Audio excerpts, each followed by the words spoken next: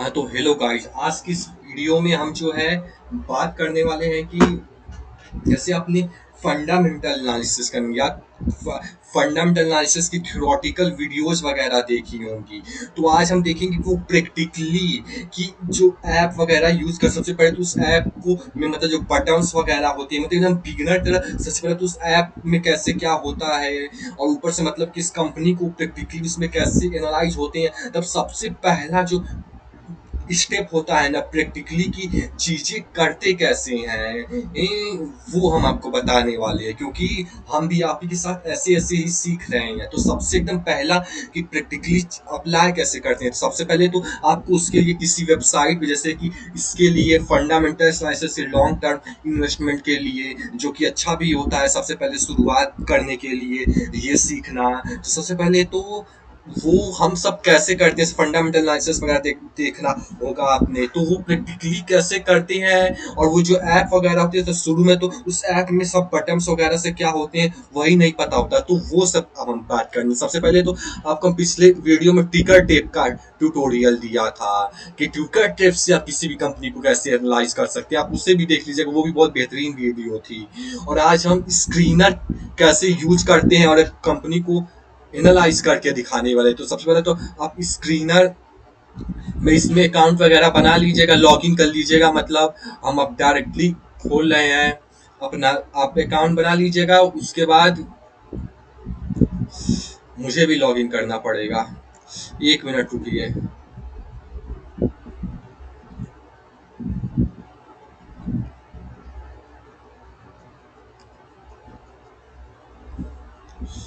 अभी हम लॉगिन करके बनाते बताते हैं आगे का। से लॉगिन हो गया शायद से।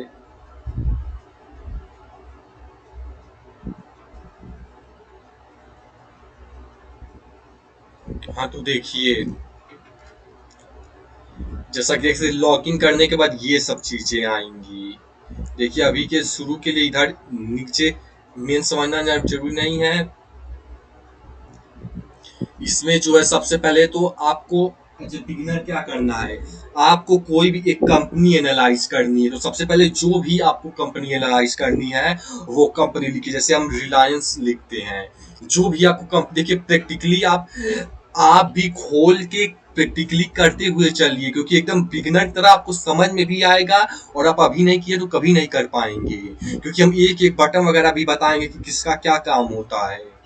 तो सबसे पहले तो कंपनी जैसे लिखेंगे, तो रिलायंस इंडस्ट्रीज के बारे में ये सब नीचे फंडामेंटल्स चीजें बता रही हैं। इसमें सारी चीजें नहीं पढ़नी होती, सब जो देख रहे हैं बस मेन मेन चीजें, जैसे कि इसमें से एक दो चीजें केवल देखनी होंगी, इसमें से एक दो, हर में से केवल दो तीन ही चीजें देखनी है। और वो कौन सी देखनी है जो बिगिनर, वो आपको मतलब कि प्रैक्टिकली कैसे बिगिनर एनालाइज करना है वो देखिए। सबसे पहले तो रिलायंस इंडस्ट्री, सबसे पहले यहाँ से उसका चार्ट क्या है, मतलब ये आप जो सेक्टर देख रहे हैं, मतलब कि ये जो देख रहे हैं, यहाँ से आप हर ये जो स्क्रॉल करके आप देखेंगे वो आप डायरेक्टली यहाँ से करेंगे तो उस सब पे पहुंच जाएंगे। जैसे यहाँ पे इन्वेस्टर कंपनी में जो इन्वेस्ट किया है उसके बारे में, और यहाँ से आप रेशियो एनालिसिस जो सीखा होगा वो यहाँ से आप कर पाएंगे। यहाँ पे cash flow, balance sheet, profit and loss, quarters, मतलब यहाँ यहाँ से आप करके आ पाएंगे। सबसे पहले तो रिलायंस इंडस्ट्रीज पे आती हैं। सबसे पहले जैसे कि हमने पी देखा होगा 28 का, जो कि ना तो बहुत अच्छा है ना तो बहुत खराब है, लगभग सही ही है। यहाँ से पी आप प्रैक्टिकली देख पाएंगे। और यहाँ पे आर ओ सी यानी कि रिटर्न ऑन कैपिटल इम्प्लॉयमेंट, और आर ओ ई यानी कि 9% और 8% का, यहाँ से आप आर ओ सी और आर ओ ई किसी भी कम देखिए, आप प्रैक्टिकली करते हुए चलिए इसे। देखिए आर ओ सी और आर ओ ई भी ठीक ही ठाक है। देखिए इसमें से आपको ये देखना होता है P, R O C, R O E as a beginner, ये ज़्यादा इंपॉर्टेंट होता है। डिविडेंड यील्ड यानी कि डिविडेंड कितना दे रही है जो कि कंपनी, यहाँ पे कम दे रही है लेकिन वो भी कम मतलब कि ज़्यादा रहे तो अच्छा होता है, लेकिन कम रहे तो भी ठीक ही होता है, क्योंकि वो डिविडेंड जो आपको देने वाली है वो कंपनी वो खुद ही में इन्वेस्ट करती है, क्योंकि उसे लगता है मतलब उसे अपने ऊपर कॉन्फिडेंस होता है कि हम और अच्छा कर पाएंगे, बजाय कि आपको देख के वो कंपनी खुद ही में लगाती है जिससे कि उस कंपनी और बड़ी हो पाती है। तो ज़्यादा होना अच्छा होता है, लेकिन कम हो तब भी सही रहता है। और ये पिछले 52 वीक्स में ये हाई क्या लगाया है और लो क्या लगाया है, और इसका रिलायंस का करेंट प्राइस ये है, और इसका बुक वैल्यू ये है, और ये मार्केट कैप ये है। देखिए इस तरीके से नहीं समझना है आपको, इस तरीके से आपने बहुत से वीडियोस में देखा होगा, लेकिन आपको समझ नहीं आया होगा जो बिगिनर हैं वो लोग, तो इसलिए इस तरीके से नहीं देखना है। अभी बस ये देखिए कि देखते कैसे हैं, और वैसे समझ आ गया होगा तो अच्छी बात है। सबसे पहले तो जैसे कि पी देखे होंगे, उसमें से 20 वगैरह से कम रहे तो अच्छा रहे। पी का मतलब होता है कि 1 रुपया कमाने के लिए आपको इतना रुपया देना पड़ेगा, यानी 28 रुपया देना पड़ेगा, तब आप जाके आपको 1 रुपया मिलेगा, जो कि ना बहुत 20 से कम हो तो अच्छा रहता है वैसे, लेकिन यहाँ पे भी ठीक ही ठाक है। और आरओसी और आरओई का आपको प्रैक्टिकली फंडामेंटल एनालिसिस देखे होंगे, थ्योरेटिकल वीडियो तो आपको थ्योरेटिकली पता होगा तो आप प्रैक्टिकली अप्लाई कर पाएंगे। तो इसलिए पहले थ्योरेटिकली आप उसे देख लीजिए, आरओसी और रिटर्न ऑन कैपिटल और आरओई क्या होता है, उसके बाद मतलब कि ये सब समझ में आएगा, खुद ही समझ में आ जाएगा जब उधर से आप देखेंगे और आप ये देखते हुए चलेंगे। बस देखिए कि इसमें पी देखते हैं, आरओसी आरओई और डिविडेंड यील्ड खास करके देखते हैं, ये मेनली एज ए बिगिनर देखते हैं। अब ये रिलायंस इंडस्ट्री का ओवरव्यू थोड़ा हुआ, चार्ट में देखिए क्या देखते हैं। देखिए ये सब चार्ट है, देखिए इसका मतलब होता है कि ये इधर देखिए 2023 में मई में जुलाई में यहाँ पे था, सितंबर में 2023 में, यानी कि कंपनी ऐसा परफॉर्म की। नवंबर में यहाँ इधर का उधर का ग्राफ वो ग्राफ है, और इधर का ग्राफ है कि मतलब कि 2100 रुपए का बिजनेस किया था, 2300 का बिजनेस, 2500 का, 3000 से इतना नहीं, मतलब कि इतने का मतलब कि ये प्राइस बता रहा है कि अभी प्राइस कहाँ पर है रिलायंस की। और ये सब बता रहा है, 1 मिनट करेंगे तो 1 मिनट का में कि कैसा कंपनी ने परफॉर्म किया, ऐसे 6 महीने में कैसा परफॉर्म किया, 1 ईयर में कैसा परफॉर्म किया, 3 ईयर में कैसा परफॉर्म किया, ये सब। और 5 ईयर में कैसा परफॉर्म किया, वो सब यहाँ पे आपको देखने को मिलता है। और यहाँ से आप पी रेस वैसे ये अभी बिगिनर के लिए अभी इतना ही प्राइस पे ही रहिए कि प्राइस कितना देखते हैं। और ये प्रॉस एंड, तो अभी बिगिनर के लिए प्रॉस एंड कॉन्स उतना मत जाइए। देखिए पीआर मतलब होता हुआ कि आप जो आपकी रिलायंस कंपनी है वैसे आपके कंपटीशन में जो आपको टक्कर दे सकती है, जैसे कि आपकी स्कूल में कोई टॉप करता है तो उसके कॉम्पिटिटर्स होते हैं, वैसे आपके टक्कर में कौन सी कंपनीज है आप उससे भी देख सकते हैं कि इस कंपनी को भी एनालाइज कर सकते हैं कि हाँ जैसे कि आपका आपकी कंपनी का ये है तो आपकी टक्कर की कंपनियां ये है। ये मत देखिए कि देखते कैसे हैं, मतलब नहीं, ये देखिए कि देखते कैसे हैं, ये इसको रटिए मत कि ये ऐसे होता है ये ऐसे होता है, नहीं, प्रैक्टिकली करते हुए चलिए। और बस हम आपको ये दिखाने की कोशिश कर रहे हैं कि देखते कैसे हैं। जैसे कि ये आपकी कॉम्पिटिटर है, कॉम्पिटिटर्स की है, ये उसकी पी है जो कि कम है, जो कि अच्छी बात है। और डिविडेंड यील्ड भी वो ज्यादा दे रही है, जो कि अच्छी बात है। और ये सब आरओसी वगैरह भी आप देख सकते हैं, मतलब कि ये आपकी कॉम्पिटिटर्स की भी एनालाइज, मतलब कि वो आपकी कॉम्पिटिटर्स की कंपनी यहाँ है। अब ये क्वार्टरली रिजल्ट्स देखिए, इसमें देखना है।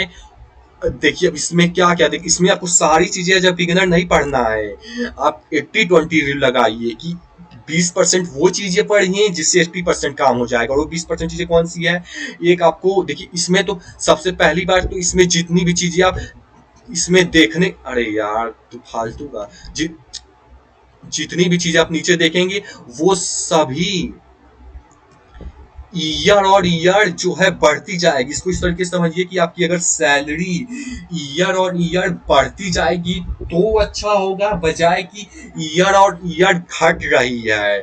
बढ़ती रहे तो सबसे अच्छा रहेगा, घट रहे तो सबसे बेकार होगा। और बीच में रहे, न तो बहुत ज्यादा घट ही रहा है न बहुत ज्यादा बढ़ ही रहा है, थोड़ा बहुत घट रहा है थोड़ा बहुत, तो वो बीच की होती है। वैसे यहाँ पे भी होता है, अगर ईयर और ईयर बढ़ रहा है तो कंपनी अच्छा है बहुत, और घट रहा है तो बुरा है। अगर बीच में ना बहुत ज्यादा घट रहा है ना बहुत ज्यादा कम हो रहा है तो ठीक ठाक है, लगभग ना बहुत अच्छा है ना बेकार है। लेकिन सबसे अच्छा क्या होगा कि ईयर ऑन ईयर बढ़ता रहे सभी चीजें लगभग, और लगभग बोल रहा हूँ, कुछ कुछ चीजें घटे भी, वो उस पर भी हम आएंगे, अभी होल्ड कीजिए। लेकिन लगभग सभी चीजें ईयर ऑन ईयर बढ़ेगी कंपनी की तो अच्छा होगा। तो इस तरीके से आप ये देखिए कि एनालाइज करना कैसे है। जैसे आप कोई भी कंपनी जाके सर्च कीजिए और देखिए, जैसे मैं बोल रहा हूँ प्रैक्टिकली, नहीं तो देखेंगे नहीं तो मैं लिख के दे सकता हूँ कि कुछ नहीं समझ आएगा। अभी तो हम अपना बिगिनर की तरह समझा रहेंगे, तब समझेंगे तो समझने की कोशिश करेंगे कि हम आपको समझाना क्या चाहते हैं, तो आप वो देख पाएंगे जो हम आपको दिखाना चाहते हैं। वो हम दिखाना आपको ही चाहते हैं कि देखते कैसे हैं। देखिए, ऑपरेटिंग मतलब कि एज अ बिगिनर की मतलब कैसे एनालाइज करना है, क्योंकि सबसे पहले बिगिनर रैंक, सबसे पहले लोगों को यही नहीं समझ में आएगा कि ये सब स्क्रीनर वगैरह क्या है, ये सब क्या है। देखिए, स्क्रीनर कुछ नहीं है, ये बस यही है कि जैसे कि आपका कोई भी कंपनी मान लीजिए दुनिया में रिलायंस में, वो कंपनी कैसा बिजनेस कर रही है उसका एनालिसिस, जो एनालाइज करने के लिए फंडामेंटल एनालिसिस की जरूरत होती है, उसके लिए ये सब चीजें देखते हैं। और उसके लिए सबसे पहले थियोरटिकल वीडियो देखते हैं, यूट्यूब से कहीं भी मिल जाएगा आपको। उसके बाद प्रैक्टिकली कैसे करते हैं वो इस तरीके से। छोड़िए, अभी मेन चीज पे आते हैं। ऑपरेटिंग प्रॉफिट मार्जिन देखना है, और प्रॉफिट बिफोर टैक्स देखना है, और नेट प्रॉफिट देखना है। बस ये तीन चीज देखना है। सिर्फ नेट प्रॉफिट भी छोड़ दीजिए, मेन यही देखिए। देखिए, इसमें भी हाईलाइटेड है जो आपको एज अ बिगिनर देखने की जरूरत है। ये खुद ही आपको मैं समझाने के लिए बता रहा हूँ कि आपको बताना चाहता है कि बिगिनर के लिए क्या क्या इंपॉर्टेंट है। केवल दो ही चीज जो जो हाईलाइटेड है, मेनली वही इंपॉर्टेंट है ज्यादातर एज अ बिगिनर। देखिए, ऑपरेटिंग प्रॉफिट मार्जिन सब चीजें लगभग ईयर ऑन ईयर बढ़नी चाहिए लगभग, और जो नहीं बढ़नी चाहिए उस पर हम आएंगे, अभी होल्ड किए रहेंगे उसे। देखिए, इसका अब देखिए, एक एक बटन का मतलब भी समझा चलेंगे। देखिए, इसका मतलब होता है कि कंपनी का बिजनेस 2020 में कैसा परफॉर्म किया, 2021 के मार्च में कैसा परफॉर्म किया, और फिर जून के 2021 में कैसा परफॉर्म किया। जैसे ईयर ऑन ईयर जैसे बढ़ रहा है, वैसे कंपनी ने कैसा परफॉर्म किया, कंपनी का प्रॉफिट हुआ तो उस महीने में वो आपको यहाँ से देख पाओगे कि हाँ, अगर वो चीज सामान बेचा हो गया तो उसका प्रॉफिट इतना का हुआ होगा, सेल्स इतने का हुआ होगा, नुकसान इतने का हुआ होगा। वो जो फिजिकली करती है वो आप केवल ऐसे ही बैठे ही लगभग देख पाओगे। इस तरीके से समझना शुरू कीजिए कि समझते कैसे हैं कि operating profit margin year on year बढ़ना चाहिए। देखिए, बढ़ रहा है कि नहीं, 23, 26, 29, 31, 30, 35। देखिए, इसमें भी देखिए, जैसे कि अब इसका मैं शुरू में ऐसे कंफ्यूज होता है, 37, 30, तो मैं समझता था कि ये बुरा है कंपनी के लिए, लेकिन ऐसा नहीं होता है।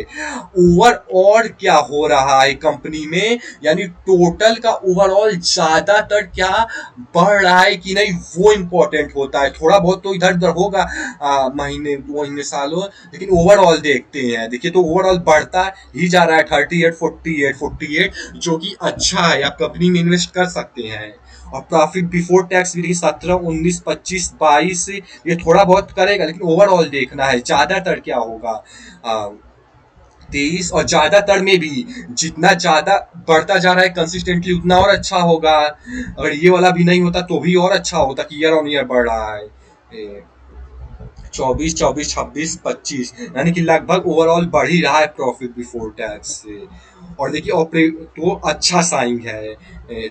और ऑपरेटिंग प्रॉफिट मार्जिन का यही है, मतलब होता है कि अब जो सामान बेच रहे हो उस पर कितना प्रॉफिट एक्चुअली में कमा पा रहे हो। और ये सब आपको, ये सब का क्या काम होता है वो सब तो आपको थियोरटिकल वीडियो देख के उस पे हम भी बना देंगे, लेकिन यूट्यूब में वैसे ही वीडियोज अच्छी अच्छी पड़ी आप देख लीजिएगा। हम प्रैक्टिकली बिगिनर कैसे कर सकते हैं वो हम आपको मेनली बताने की कोशिश कर रहे हैं। अब देखिए प्रॉफिट एंड लॉस, क्या हो गया भाई, कुछ तो गड़बड़ है।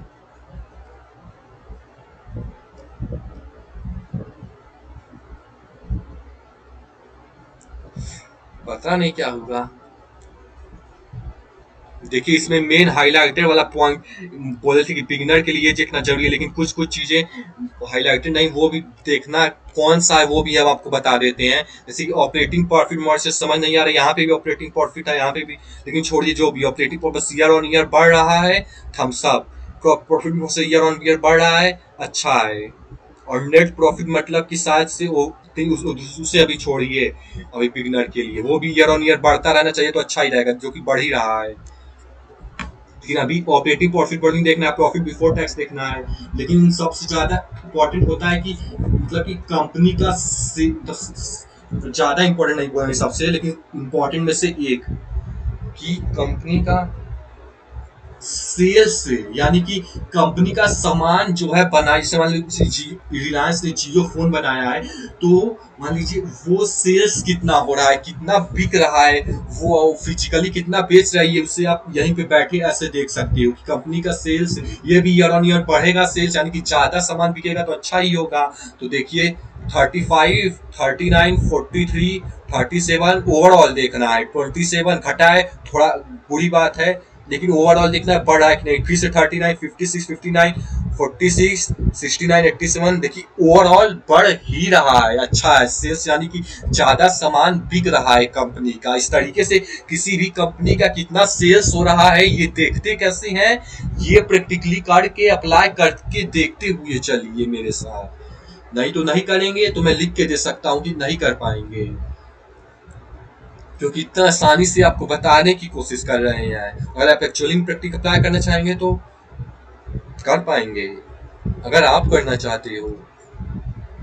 देखिए एक्सपेंस, एक्सपेंस की कंपनी का खर्चा, एक्सपेंस मतलब कि कंपनी का खर्चा वगैरह, यानी मैनेज करने के लिए जो वो कंपनी सामान वाला मैंने उसके में सब उस सब में, मतलब कि एक्सपेंस कितना निकल जा रहा है, खर्चा उस सब में कितना लग जा रहा है, तो मैनेज एक्सपेंसेस लगभग थोड़ा कम होना चाहिए, मतलब कि देखिए अभी एक्सपेंस उतना देखने की जरूरत नहीं है, लेकिन होने को कम हो तो अच्छा रहे, लेकिन अभी सेल्स देखना है, ऑपरेटिंग प्रॉफिट मार्जिन और प्रॉफिट टैक्स से,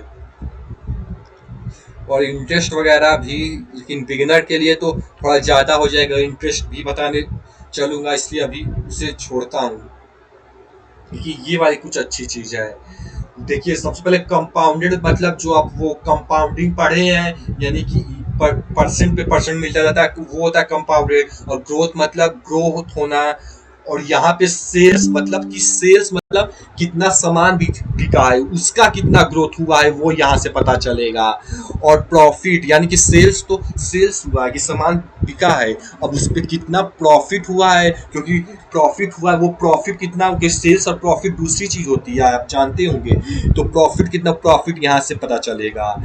3 साल में 16% का हुआ है प्रॉफिट, जो आप देखते होंगे कि किसी बिजनेस में इन्वेस्ट करेंगे तो 15% मिलता है, 12-16% मिलता है जनरली, तो वही चीज़ है, ये 16% प्रॉफिट हुआ है, और ये 13% प्रॉफिट हुआ है, ये 10 साल में 13% प्रॉफिट हुआ है, वो सब है।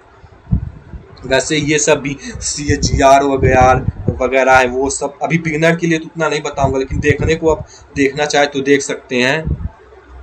अब आते हैं बैलेंस शीट पे। जैसा कि देखिए बैलेंस शीट बस नाम सुनने में कंफ्यूजिंग होता है, इसमें ज़्यादा कुछ देखना नहीं होता है। सबसे पहले तो देखना है टोटल ऐसे, जैसे सब चीज़ें लगभग बढ़नी चाहिए तो ये भी लगभग बढ़नी चाहिए, जो कि आप देख ही सकते हैं। 59, 70, 80, 90, 1 लाख, 13 लाख, 14 लाख, 16 लाख, 16 लाख 82, यानी ईयर ऑन ईयर बढ़ रहा है, अच्छा है, थम्स अप। और लाइबिलिटी देखिए, जो बोले थे ना कि होल्ड पे रखिए, लगभग सभी चीजें बढ़नी चाहिए, कुछ चीजें ईयर ऑन ईयर घटनी चाहिए, और वो अब देखिए समझ जाएंगे भाई कि लाइबिलिटीज कंपनी में ऑब्वियसली घटना चाहिए। आप भी चाहेंगे कि आपकी लाइबिलिटीज घटना चाहिए, कंपनी की भी लाइबिलिटीज ईयर ऑन ईयर घट रही है तो अच्छा होगा। ये घट रहा है 48, 50, 59, 70, 81, 99, 1 लाख, 13, 14, 16, 16। ना बहुत ज्यादा घट ही रहा है और ना बहुत ज्यादा बढ़ रहा है, यानी कि बीच में है लगभग। अब इसमें एक और चीज करना पड़ता है कि टोटल एसेट को डिवाइड कीजिए टोटल लाइबिलिटीज से। डिवाइड करेंगे तो इसमें देखिए सेम सेम अमाउंट है तो एक आएगा। अगर तो डिवाइड करने के बाद एक से ज्यादा आ रहा है मतलब कंपनी के पास एसेट यानी अच्छी चीजें यानी कि एसेट ज्यादा है, और एक से कम आ रहा है तो यानी कि लाइबिलिटीज ज्यादा है। तो एक से जितना ज्यादा नंबर आएगा उतना अच्छा रहेगा, लेकिन एक से कम आएगा तो अच्छा बिल्कुल नहीं होगा, और जितना कम आएगा उतना ही ज्यादा अच्छा नहीं होगा।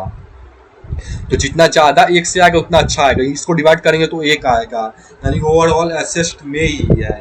हालांकि एक से थोड़ा ज्यादा रहता है तो अच्छा रहता, यहाँ पे एक आ रहा है लेकिन ठीक ही है। तो अब ऐसे देखती हूँ कि एनालाइज कैसे करने हैं कि बैलेंस शीट, कैश फ्लो, यहाँ से भी जो मैं स्क्रॉल करके कर रहा हूँ अब जा सकते हैं।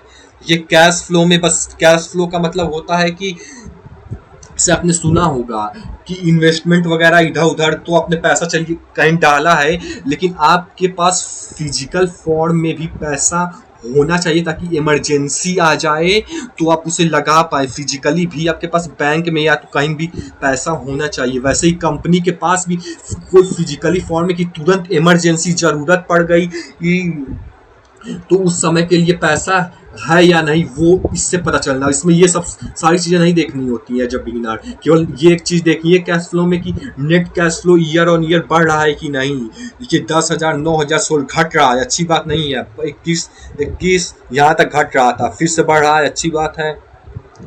अच्छी, फिर यहाँ से घटा, थोड़ी बुरी बात है, और फिर अभी तो बढ़ा ही है। यानी न बहुत ज्यादा अच्छा है ये, न बहुत ज्यादा बुरा ही है, लेकिन अभी के एक साल में बढ़ा है तो ठीक ही है, लेकिन बहुत ज्यादा अच्छा भी नहीं बोलेंगे क्योंकि उतना कंसिस्टेंट बेसिस पे नहीं बढ़ रहा है, लेकिन चलिए ठीक ही है।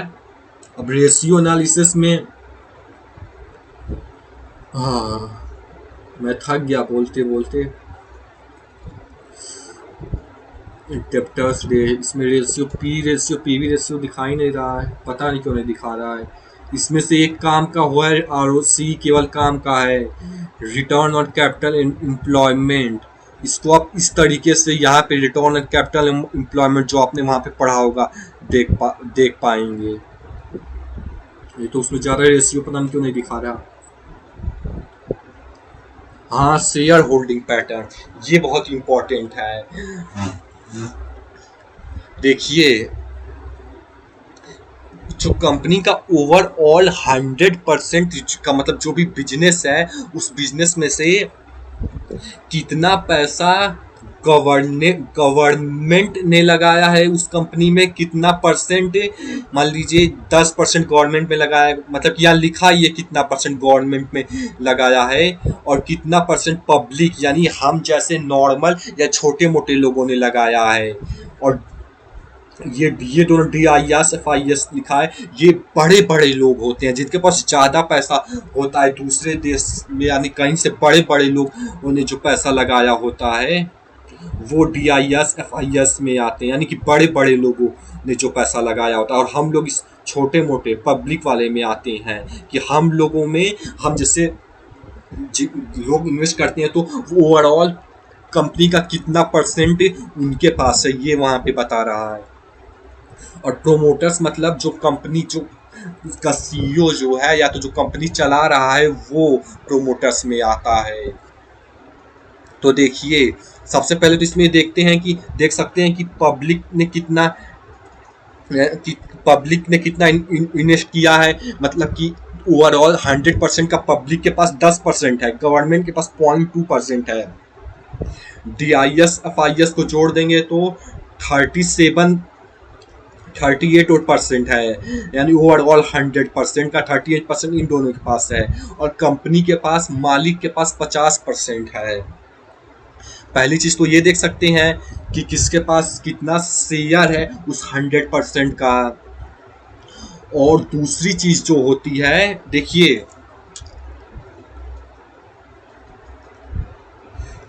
आप चाहते होंगे कि जैसे कि आपने कोई कंपनी फ्यूचर में अच्छा करेगी या नहीं, या डूबने वाली है, उसके लिए आप रिसर्च वगैरह करते हैं, कि मतलब कि रिसर्च करते हैं कि कंपनी अच्छा परफॉर्म करेगी, यानी आप उस पर स्टडी करते हैं, यानी कि आप पब्लिक लोग स्टडी करते हैं, यानी हम जैसे लोग स्टडी, मान लीजिए आप कोई कंपनी खुद से स्टडी करने से अच्छा है, देखिए FIS बड़े DIS ये लोग बड़े लोग हैं, तो ये लोग भी अपना बड़ा पैसा डालते हैं, तो ये आपसे ज़्यादा अच्छे से स्टडी करते हैं। तो आप एज ए बिगनर के लिए स्टडी कीजिए, इससे बजाय अगर ये ही, क्योंकि आपसे ज़्यादा अच्छे से स्टडी किए रहते हैं आप, क्योंकि ये बड़ा पैसा आप लगा जाते हैं, तो ये रिस्क नहीं लेते, इसलिए अगर ये कंसिस्टेंट बेसिस, क्योंकि स्टडी करके पैसा लगाते हैं हर महीने, तो अगर मतलब समझाने के लिए बोल रहा हूँ, मतलब कि अगर ये ईयर और मतलब कि ईयर यानी कंसिस्टेंट बेसिस पे अगर ये पैसा डालते जा रहे हैं, यानी कि इन्वेस्ट करते जा रहे हैं, तो मतलब कि इन्हें लग रहा है, और इन्हें लग ही इसलिए है क्योंकि आपसे ज़्यादा स्टडी किए हैं, या और भी क्योंकि आपको ज़्यादा पैसा लगाए, तो अगर ये इन्वेस्ट कर रहे हैं मतलब फ्यूचर में कंपनी आगे जाएगी, और ये आपसे ज़्यादा अच्छे से पढ़ लिख के पैसा लगाते हैं, इसलिए आप केवल इन्हें ही ट्रैक करते रहेंगे तो कंपनी अच्छा परफॉर्म करेगी नहीं, इसी से पता चल जाएगा। जैसे ये ईयर और कंसिस्टेंट बेसिस पैसा डाल रहे हैं, मतलब कंपनी अच्छा परफॉर्म करेगी, और वहीं पे अगर घटाते जाते हैं तो मतलब कंपनी डूबने वाली है, क्योंकि ये आपसे ज़्यादा अच्छे से स्टडी कर पाते हैं। और मैं ये नहीं बोल रहा हूँ कि स्टडी नहीं कीजिए, लेकिन बिगिनर के लिए अगर केवल ये ही ईयर ऑन ईयर बढ़ रहा है तो अच्छी बात हो, मतलब कि इससे ही ट्रैक करके आप पता कर सकते हो, ये बहुत बेहतरीन चीज़ होती है। और प्रोमोटर्स मतलब देखिए, जो कंपनी का मालिक है, अगर वो उसके पास ज़्यादा शेयर लिया है, या तो कह सकते हैं वो ज़्यादा इन्वेस्ट कर रहा है अपने कंपनी में, समझाने के लिए बोल रहा हूँ, तो उससे लग रहा है, और उससे ही सबसे अच्छे से पता है कंपनी ग्रो करेगी कि नहीं, तो अगर तो वो ज़्यादा इन्वेस्ट किया, मतलब कि अरे यार, फोकस फोकस फोकस, मतलब कि अगर वो ज़्यादा परसेंट दिया है तो ज़्यादा परसेंट मतलब कि उसके पास शेयर है, तो यानी कि उससे अच्छे से पता है कि कंपनी फ्यूचर में और बेहतरीन होगी कि नहीं, तो अगर तो उसके पास शेयर है ज़्यादा लिया, मतलब कि फ्यूचर में कंपनी अच्छा करेगी। और वहीं पे अगर शेयर कम करते जाती है, मान लीजिए शेयर कम होता जाता है प्रोमोटर्स के पास, तो क्योंकि मालिक को अच्छे से पता है कि कंपनी बेकार है, तो वो शेयर निकालती जाती है। तो अगर केवल इससे ही प्रोमोटर का शेयर निकाल रहा है, तो इससे ही पता आप कर सकते हैं लगभग कि कंपनी डूबने वाली है, अगर तो पैसा निकाल रहा है, और नहीं तो अगर तो रखा है डाला है तो मतलब कि कंपनी अच्छा परफॉर्म करेगी। तो प्रोमोटर से ये पता कर सकते हैं, और FIS DIS को ट्रैक करके ये पता कर सकते हैं कि कंपनी फ्यूचर में अच्छा परफॉर्म करेगी, क्योंकि ये आपसे ज़्यादा पढ़ लिख के पैसा लगाते हैं, तो इन्हें अच्छे से पता होता है। तो यहाँ से ये देखते हैं, ये मेरा सबसे फेवरेट सेक्शन है शेयर होल्डिंग। इसमें से भी तो एक FIS DES वाला, इसमें अगर कंसिस्टेंट बेस मतलब कि पैसा लगा रहे हैं तो मतलब अच्छे से ज़्यादा पढ़े लिखे हैं, तो हमें भी लगाना चाहिए। प्रोमोटर्स मतलब इन्हें, ये तो मालिक होती है, तो एकदम अच्छे से पता होता है। तो ये अगर तो पैसा निकाल रहे हैं, अगर निकालेंगे तो मैं भी निकालूंगा, क्योंकि कंपनी डूबने वाली, क्योंकि इन्हें अच्छे से पता है कि डूबेगी, क्योंकि ये मालिक, इसलिए इन्हें अच्छे से पता है। लेकिन अगर तो ये पैसा डालें हैं मतलब अच्छा करेगी। ये यहाँ से आप ये देखिए कि देखना कैसे है, प्रैक्टिकली देखते हुए चलिए, नहीं तो थ्योरेटिकली कुछ नहीं हो पाएगा। और अब आता है एनुअल रिपोर्ट, ये मेरा दूसरा फेवरेट सेक्शन है।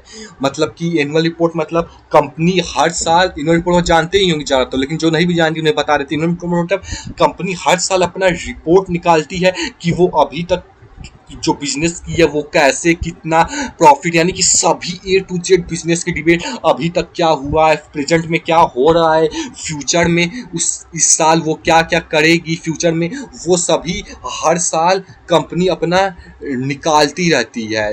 तो यहाँ से आप पढ़ सकते हैं, जैसे कि यहाँ से आप डाउनलोड करेंगे फाइनेंशियल ईयर 2023 में, 2022-21 में, यहाँ से फाइनेंशियल ईयर का वो होता है। अब देखिए, इसमें सारी चीज़ें नहीं पढ़नी होती हैं, इसमें कुछ ही चीज़ें होती हैं जो पढ़नी होती हैं,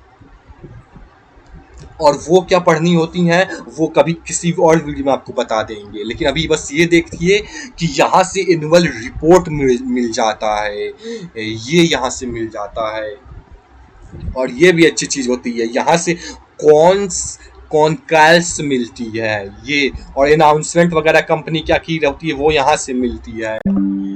तो यहाँ से आप ये देख सकते हैं, बस ये देखिए इस तरीके से अब दुनिया की जो भी कंपनी मन करे, मान लीजिए मैं आरटीसी लिख देता हूँ, मतलब कोई भी कंपनी दुनिया में जो लाखों करोड़ है वहाँ लिखिए आ जाएंगी।